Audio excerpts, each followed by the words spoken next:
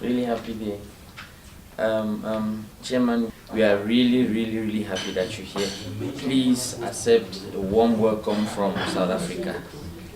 Yeah. You are in the land of the brave, like you said it yourself. The ancestors of these lands are freedom fighters. And we've been waiting for you to come so that we can be able to together, just fellowship as brothers in the same fight, with sisters in the same fight, and put heads together, and also just to encourage you some more, so that you understand that in every corner of the world there are Southern Cameroonians who want to see us go to Boya. And hence you are not alone, you have a lot of people behind you, and there is no falling for you, because you would be caught right at the top before you even begin to fall. And it was important for us to have you here, and we are really glad that you're here. So welcome again. Welcome. Another very important thing that a lot of people around the world don't know about South Africa is this is one of those countries in Africa that if they recognize your struggle, there's a high chance that your struggle would succeed. And that is why it was important for us to also have you here, so that you have that first-hand feel. Because if you are out of South Africa, nobody can tell you about South Africa. You need to be here to feel it. And that's why you will notice that every member of the leadership who came to South Africa the first time suddenly falls in love, and people think that there is something that we do or give them in South Africa. No, it's because they come and see from themselves that here they are genuine freedom fighters. And this is an area where, if I prioritize, I know that this is an area where we can really be able to take giant steps towards ensuring that our people home are liberated. And the way that our people are suffering home and will continue to suffer. Like you rightly said, Chairman, just when I got in, if we as this generation do not make sure that this thing comes to pass, our children will not even have the opportunity to be insulting us. We even have the opportunity to insult our parents. Our children will not have the opportunity to be insulting us, because they will be slaves, not they may be slaves. And we cannot allow that to happen. And we will not allow that to happen. So, thank you. So welcome again, Chairman, and please feel at home. When you are among us, now everything is covered 99%, just that we cannot say 100%. 99%, we are your children, at the same time we are your brothers. You just need to let us know what it is that must be, and it's we would put our heads together and run around. Thank you and welcome again. Yeah, one of the issues that pains me a lot is the issue of negative minds and division. I'm in AGC and I'm also in SCACUF, so there's a lot of hatred that is coming in to divide this struggle. I really like when you start because I'll call this a walking visit, to unite all the Cameroonians, because first of all, South Africa stands for unity in this struggle. That's why we just say this one is AGC, this one is this, just for saying, but we stand for unity in this struggle. So that is something I would really like you to expatiate on when you start what brings you here. Sometimes the way things happen as God wants them to, and we're here now, and we're happy that you finally came, and we're going to do what we have to make sure that your trip is enjoyable. So we have a team that is going to work with you and make sure that everything is perfect. SCBC is being played out there, and people think that it has a mansion somewhere with a crew of maybe 30, 20 people running around. Maybe this is the only cameraman that you see. And there's one technical director. They call me the station manager. And, You guys are doing an incredible job. and we always sit and joke, and we say one day when we make a documentary how SCBC was run, and people will be marveled. Because seriously, if people know what happens behind the scenes, some of those negative comments that we have, nobody would even say it. And sometimes we get worked up by the negative comments that we want to throw down the towel, but then it's a struggle.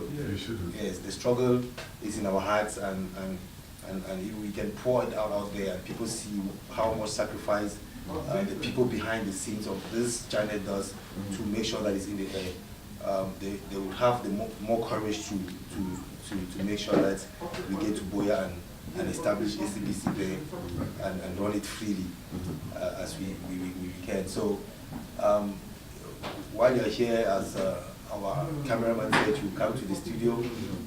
What we call the studio, you will see it. And then you understand. But the truth is that what you see in the studio is not what you see on the screen. There's a bit of magic that takes place.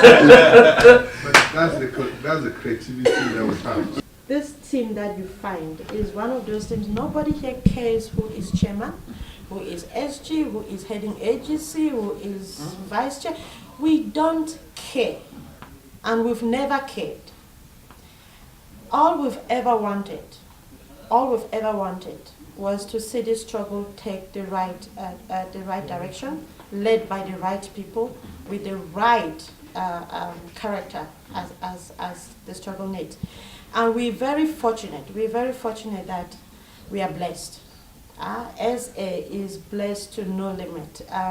We have thinkers, we have funders, and we have the groundwork, and we have doers. We've got foot shoulders, we've got everything that the struggle needs. But because we're in SA, we're doing all we can so that this struggle moves forward as it's supposed to be. If every country in the world could emulate this and be selfless about the struggle, because I think that is what is killing the struggle. People are getting selfish about it. If everybody can come on board and be selfless about it, then there is no need to wonder why if someone has been bribed. Because no one worry about being bribed. No one worry about speaking a language that's going to suit Yaoundé. No one's going to worry about anything. So let's focus on getting people to understand they have to be selfless. This is not about them. And by saying that, and everyone is super impressed by your unifying spirit, and it's applauded. So I think we should give you a We really appreciate that. However, personally, I'm of the view that you can only unite people that want to unite. And so if there is, and that's why even in our cultural meetings, there are rules and regulations. If you do 1, 2, 3, you're out of, be it Manu or Shea or whatever meeting you want to call it. There are rules and regulations. If people are selfless and of that unitary spirit, then they have to work within the norms that have been laid down. Basically, we should not, for the interest of unity, allow a lot of distractions within, or allow a lot of people to come in with different agendas other than what SCACUF stands for. So we know SCACUF is unifying with an umbrella policy. It covers everything. So I just want us to know that and stop preaching self-defense vessels. There is no vessels. There's no plan A or plan B. We are doing self-defense, and we're doing diplomacy, and we're doing advocacy. Yes. They're all going hand in hand. There's no plan A, plan B, plan C. So I think we should all, first of all, as SA leadership, understand that there is no one priority over the other. They are of equal priority as it stands right now. So let's not get the masses confused with that and with our language. That's it. I think our spokesperson Gilbert told you that in SA we've taken a stand. We don't care what AGC Global thinks. We don't care what Morris Global thinks. We, to a certain extent, don't really care what SCACUF Global thinks.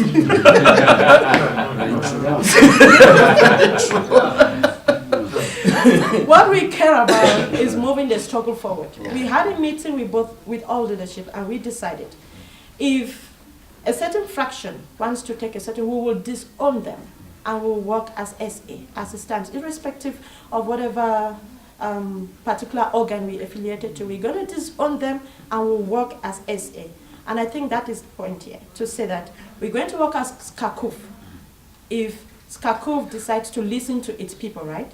Because if SCACUF is listening to its people, there will be no reason why people will not want to stay under that umbrella organization.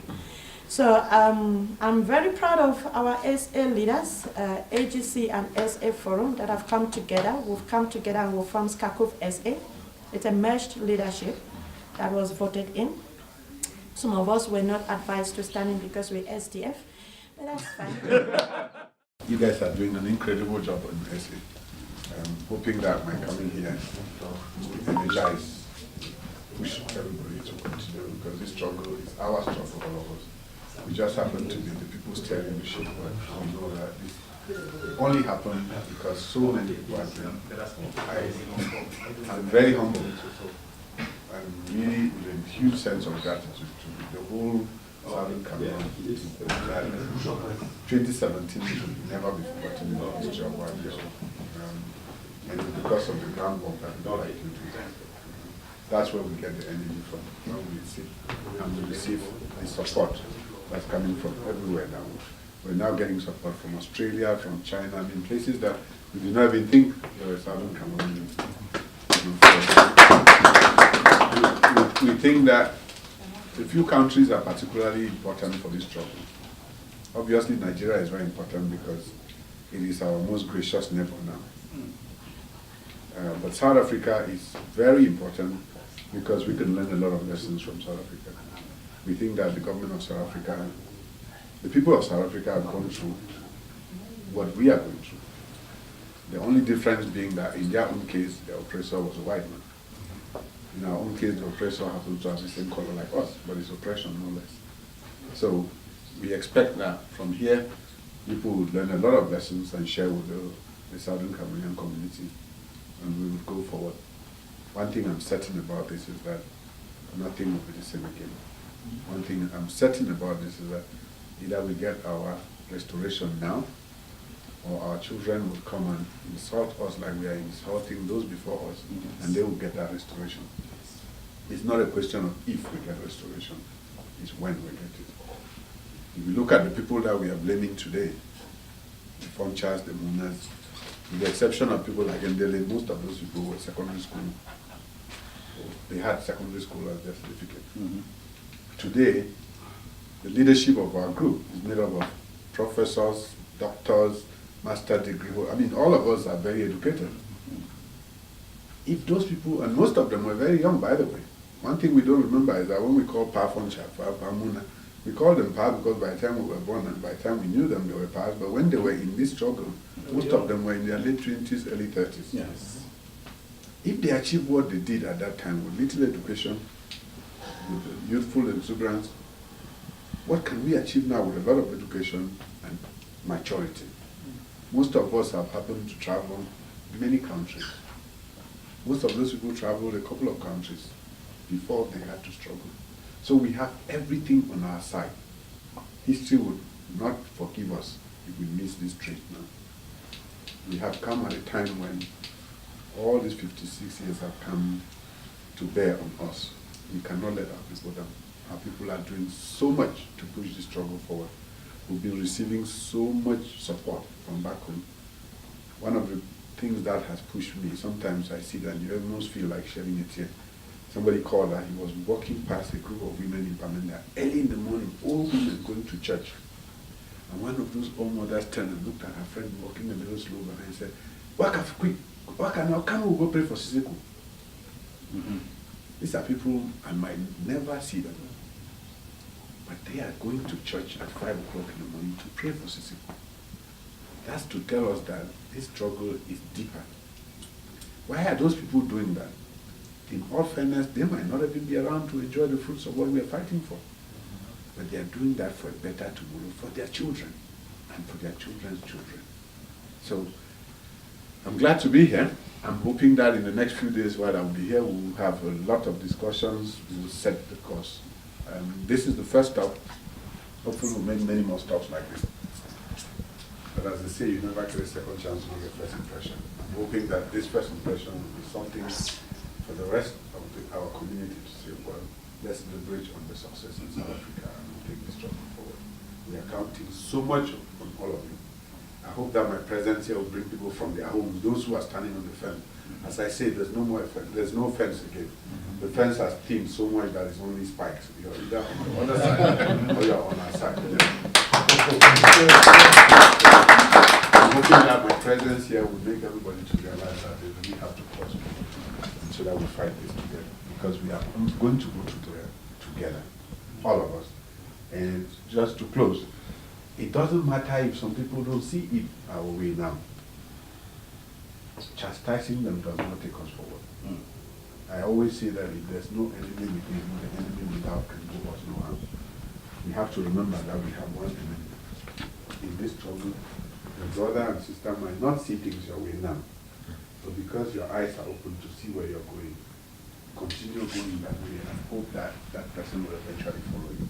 But turning your arsenal on that person to say, why are you not following me? You're taking off the energy towards where we are going. So we have to continue going and hope and pray that those who are standing on the fence, if there's still any, will eventually realize that they have only one side to go, and that's our side.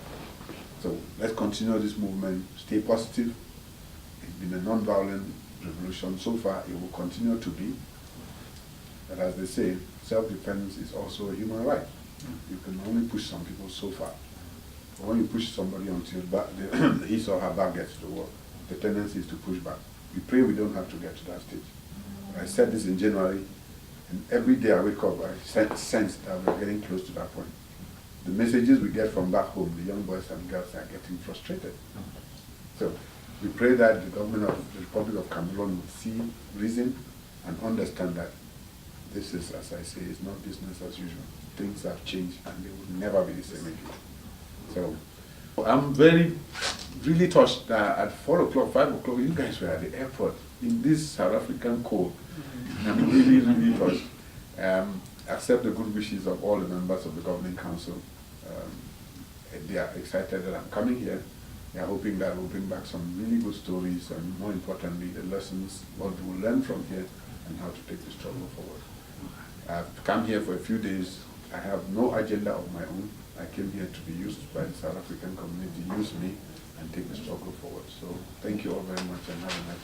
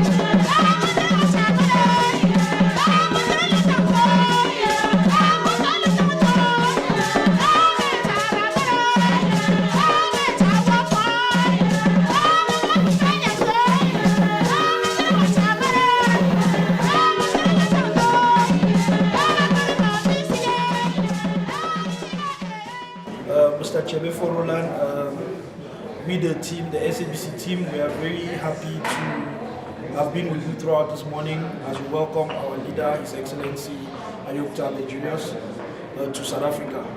So the world is waiting on his mission to South Africa. We are waiting on the report, as the leader of South Africa, as the current coordinator for South Africa, we would like to hear from you, what does this visit entail? What should Southern Cameroonians await before His Excellency is leaving South Africa? Well, thank you very much. Also a big thank you to Southern Cameroonians in South Africa, and just to greet our brothers and sisters back at home.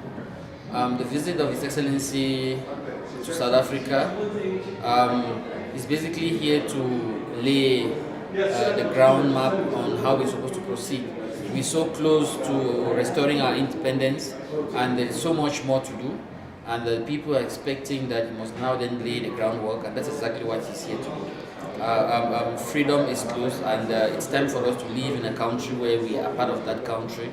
We are not treated as second-class citizens, and we are able to then make our own decisions in a way that will benefit us and future generations. So definitely His Excellency being here is another huge milestone for the struggle. Thank you so much. So we all know, and it's expected at home, the blueprint that His Excellency is going to lay out to our people, and is going to do a State of the Nation's address, so that he tells our people where we are right now and where we are going. So other than those blueprints, which I think it will take a few hours to do, is there other things that His Excellency will do in South Africa that will impact the struggle from a planning angle? Yeah, there is a lot. We have a lot of working sessions with him, number one.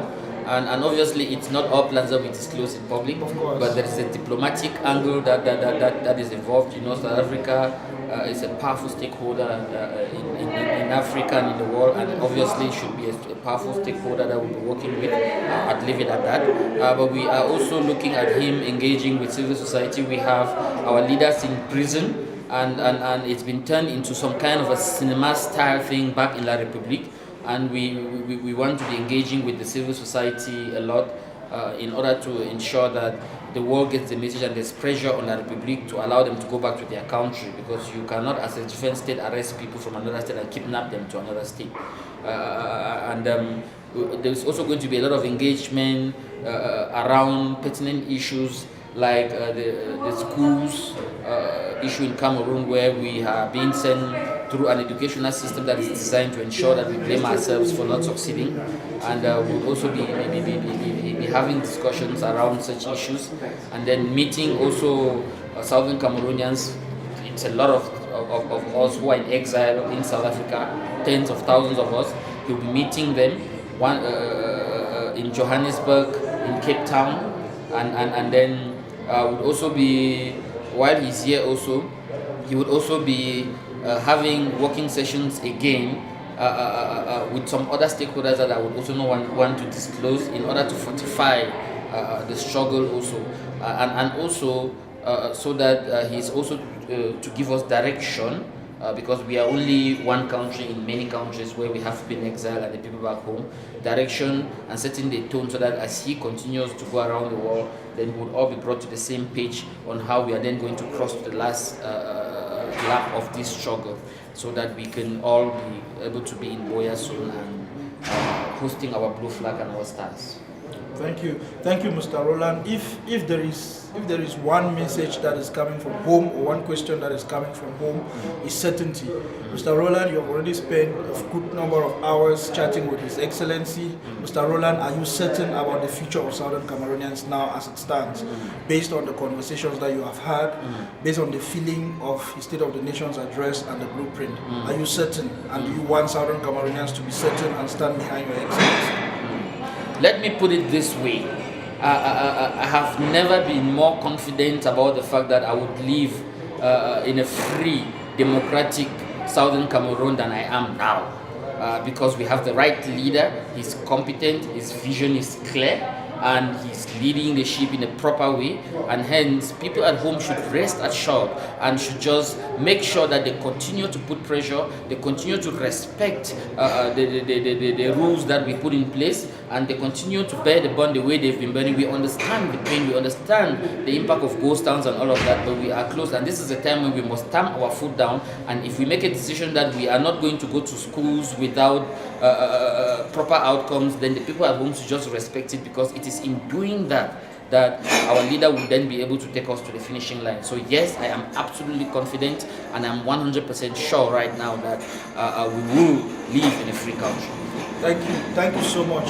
So Roland, the day is still young, and we know that there's a lot planned for your day with the Excellency. Mr. Roland, just in closing, I see this is the first international visit of His Excellency, and he is in South Africa. What message, as the leader of South Africa, would you want to send to the rest of the diaspora? I know you've sent a clear message to the people at home that they should be confident because our leader knows where he's going, but what message do you want to send to the rest of the diaspora in respect to the next few months?